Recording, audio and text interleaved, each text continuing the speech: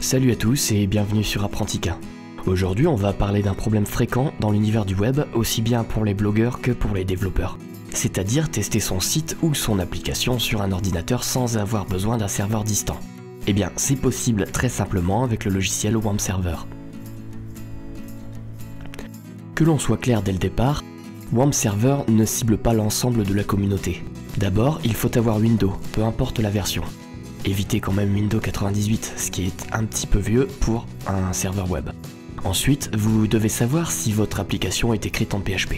Si vous êtes développeur, je pense que vous savez ce que vous faites. En revanche, si vous êtes utilisateur d'une solution WordPress, Joomla ou PrestaShop, et autres CMS relativement connus, alors c'est que vous êtes dans cette tranche.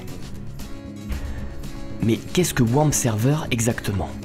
Donc pour qu'un serveur web fonctionne, il faut des composants. Les principaux sont Apache pour le serveur HTTP, MySQL pour supporter vos bases de données et bien sûr PHP pour interpréter votre code. Ces composants sont le plus souvent hébergés sous Linux. La plupart des hébergeurs web utilisent certainement Linux. Et donc pour reproduire ce serveur en local, c'est-à-dire sur votre propre PC, il faut installer ces composants. Seulement sous Windows, c'est plus compliqué. Et c'est à ce moment précis que WAMP Server intervient. Il représente tout simplement un package tout en un, c'est-à-dire qu'il regroupe tous les composants nécessaires pour faire fonctionner un site web sur votre ordinateur. Alors c'est parti, on va installer et configurer WAMP Server. Donc pour cela on va aller se diriger sur le site WAMP Server. Donc c'est le premier résultat. Voilà, et on va aller télécharger l'application en dessous. Donc 64 pour les architectures plutôt récentes et 32 bits pour les anciennes architectures. Donc ça c'est à vous de voir ce qui vous convient le mieux. Donc moi pour ma part je vais prendre la 64. On évite ça, hop. Bon ça c'est chiant. Voilà, et on se retrouve à la fin du téléchargement. Alors suite au téléchargement on obtient un joli logo, donc on va l'installer tout de suite.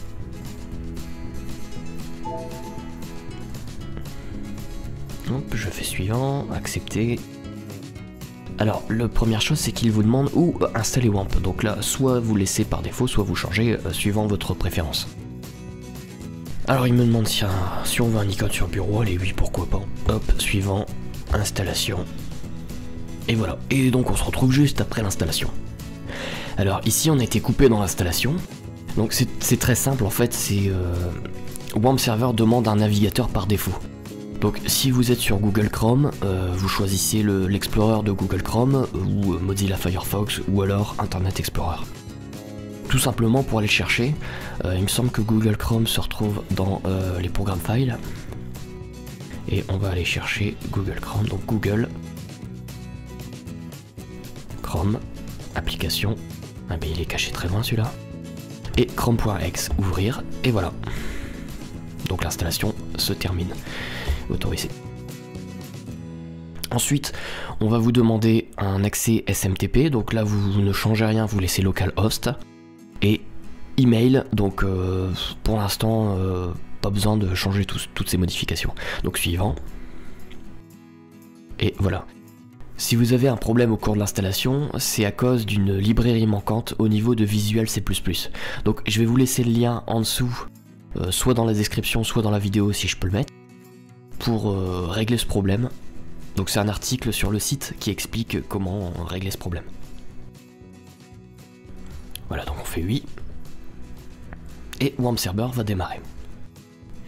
Alors maintenant qu'on a WAMP Server, on va voir comment l'utiliser. Donc deux choses essentielles, accéder aux bases de données et accéder à un site web. Donc d'abord pour accéder aux bases de données, on va aller cliquer sur WAMP avec le clic gauche. Et on va aller se diriger dans phpMyAdmin. J'aurais pu tout simplement taper l'adresse phpMyAdmin, enfin localhost / phpMyAdmin sur mon navigateur. Ça simule le serveur avec WAMP Server, si celui-ci est allumé bien sûr. Donc ici j'ai ma base de données comme sur un hébergeur web, où je pourrais m'amuser à aller créer une nouvelle base de données. Non, celle-là est déjà prise. Par exemple, si je mets base et que je fais créer, voilà, il me crée une base de données et je peux manipuler mes bases de données. Donc très simplement. Si maintenant je veux aller sur un site web, il faut que j'aille sur localhost, donc simplement le lien localhost. Je peux y accéder aussi en cliquant gauche sur WAMP Server et en cliquant sur localhost, tout simplement. Voilà. Donc j'accède à la page principale de WAMP Server. Maintenant, si je veux créer un nouveau site et accéder à ce site, c'est tout simple. On va aller dans le dossier où nos sites seront hébergés. Donc pour cela, je me rends sur WAMP Server et je clique sur www directory. Donc c'est ici que seront hébergés mes sites web. Donc tout simplement, pour créer un nouveau site, enfin l'héberger, je vais aller créer un nouveau dossier. Je le nommerai par exemple mon site. Et dedans, je mettrai mes fichiers de site. Alors par exemple, si je veux créer une page HTML, je vais tout simplement faire index.html, sachant que la page d'index, c'est la page qui sera automatiquement... disons qu'on arrivera automatiquement sur cette page, puisqu'elle est nommée index. Ok. Alors dedans, sans respecter les conventions forcément, je vais simplement mettre un titre de type H1, avec, je sais pas, le titre, mon nouveau site web. Voilà. Et j'enregistre. Donc je ferme. Et là maintenant je vais essayer d'accéder à mon site qui m'affichera mon nouveau site web. Donc tout simplement je m'en vais dans localhost. Et donc je peux y accéder en allant dans l'URL localhost et faisant slash mon site. Et on obtient mon nouveau site web. Donc vous avez compris un petit peu comment on héberge un site sur WAMP Server. C'est vraiment très très simple. Après il y a une autre solution qui consiste à héberger avec mon projet, donc en cliquant sur mon site. Mais là ça nécessite une configuration un peu plus poussée, puisque mon site sera en principe le nom de domaine.